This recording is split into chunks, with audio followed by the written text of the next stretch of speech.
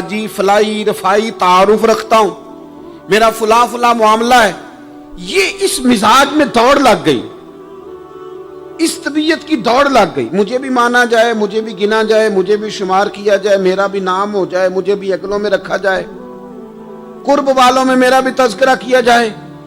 جو دوڑ ہمیں بتائی اور سکھائی گئی تھی، اس دوڑ میں ہم شریک کیوں نہیں ہوتے؟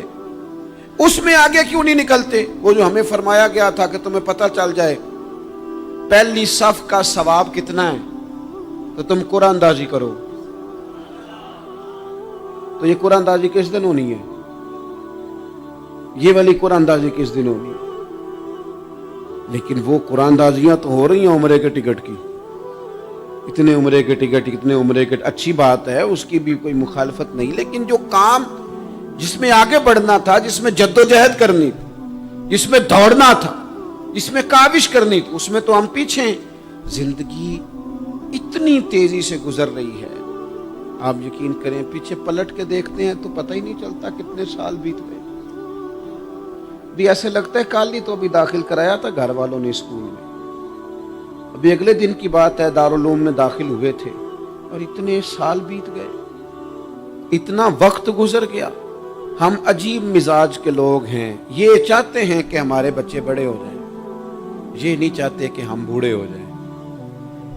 دیکھیں اگر بچے بڑے ہوں گے تو لازمی نتیجہ ہے کہ ان کے بڑے، لیکن ہم دونوں باتوں میں اپنا مزاج رکھتے ہیں، بچے بھی بڑے چاہیے ہمیں اور ہم خود بھی اپنے آپ کو بوڑھا تسلیم کرنے کو تیار ہے۔ ماشاءاللہ جی میرا بیٹا جوان ہو گیا، تو جناب آپ کیا ہو گئے؟ اب آپ بھی تو بتائیں نا، آپ کہاں پہنچ گئے؟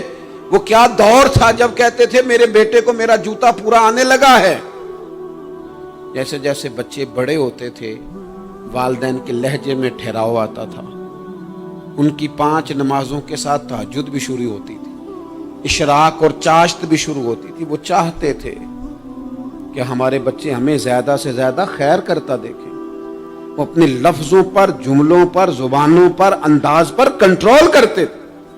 میاں بیوی ایک دوسرے سے کہتے تھے اب لڑنا نہیں ہے، بچے اثر قبول کرتے ہیں، بڑے ہو گئے، اب ہمیں ماحول اور طرح کا بنانا ہے۔ کب آگے نکلیں گے نیکیوں میں؟ کب ہم جد و جہد کریں گے؟ کب ہم یہ والا کام کریں گے کہ نہیں اب مجھے سنور جانا چاہیے، نہیں اب میرے اندر مثبت تبدیلی آنی چاہیے، نہیں اب مزاج میں حلم، بردباری، وقار، وفاداری، یہ چیزیں مجھے پیدا کرنی چاہیے؟ کب بچپنا ختم ہوگا؟ وہ کسی درویش نے کہا تھا نا کہ میں نے 22 سال کے بوڑھے دیکھے اور میں نے 65 سال کے بچے دیکھے۔ کہا جناب کیا معنی؟ کہنے لگے معنی یہ ہے کہ بزرگی سمجھ کے ساتھ ہوتی ہے، عمر کے ساتھ تھوڑی ہوتی ہے۔ وہ تو سمجھ کے ساتھ ہے، جس دور میں سمجھ آ گئی، شعور آ گیا، سمجھ گئے بات کو۔ ورنہ بعض لوگ معذرت کے ساتھ بعض لوگ ساری زندگی سمجھدار ہونے کو تیار ہی نہیں ہیں۔ وہ کچھ ایسی باتیں کرتے ہیں جو ان کے منصب سے میچ ہی نہیں کرتی، ان کے سٹیٹس کے ساتھ وہ اٹیچ نہیں ہوتی۔ بھئی یہ بات آپ کو نہیں کرنی چاہیے تھی، آپ کا معیار یہ نہیں تھا، معیار بلند ہے آپ کا، آپ اپنے سٹیٹس کے حساب سے بات کریں گے تو میرے عزیز آگے بڑھا جائے۔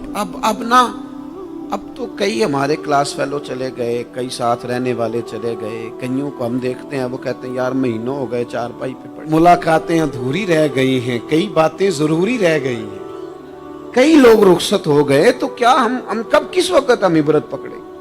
بچپ کر کے جنازہ پڑھ کے آ گئے کہ صرف اسی کا ہونا تھا، قبر پہ فاتحہ پڑھ کے آ گئے کہ صرف اسی کو دفن ہونا تھا، کسی کی کل خانی میں چہلوں میں شرکت کر کے آ گئے، کسی کی ہونی تھی میری ہونی نہیں ہے۔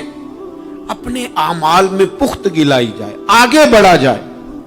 حضرت جابر ابن عبداللہ رضی اللہ تعالیٰ عنہ فرماتے میں نے میدان احد میں ایک صحابی کو دیکھا کھجور کھا رہے تھے۔ کتنا ٹائم لگتا ہے کھجور کھانے میں؟ گوشت کی بھری ہوئی پلیٹ نہیں تھی ان کے سامنے کہ ساری خالی ہونے میں دیر لگے، کھجور کھا رہے تھے، بخاری شریف ہے۔ اور کھجور کھاتے کھاتے کریم محبوب علیہ السلام کی عالی مرتبت بارگاہ میں عرض گزار ہوئے یا رسول اللہ اگر آج میں شہید ہو جاؤں تو کہاں جاؤں گا؟ تو حضور نے فرمایا جنت میں۔ حضرت جابر ابن عبداللہ فرماتے ہیں وہ بات انہوں نے سنی تو وہ جو کھجور کھا رہے تھے وہ باقی کے منہ سے نکال دی۔ کیا معنی؟ کہیں کھجور کھاتے کھاتے دیر نہ ہو جائے۔ کہیں دیر نہ ہو جائے. وہ کھجور نکال دی اور میدان میں اترے اور وہ لڑے اور انہوں نے جدوجہد کی اور وہ اسلام کا نام لے کر ڈٹ گئے. رسول اللہ صلی اللہ تعالی علیہ وسلم کے پیغام پر کھڑے ہو گئے. اللہ نے انہیں شہادت عطا کر دی. انہوں نے کھجور کھانے کا وقت بھی انتظار نہیں کیا کہ کہیں لیٹ نہ ہو جائے. کیا معنی ہے؟ کھجور کھانے سے پہلے پہلے اللہ نے انہیں جنت عطا فرما دی. اوہو، ہمارا تو جناب وہ میرا پروگرام بن گیا، بس میں حج کر رہا ہوں، پھر اس کے بعد میں نے ولی اللہ ہو جانا.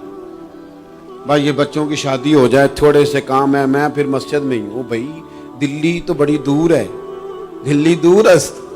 یہ آپ جو باتیں سنا رہے ہیں یہ تو لمبی ساری بات ہے.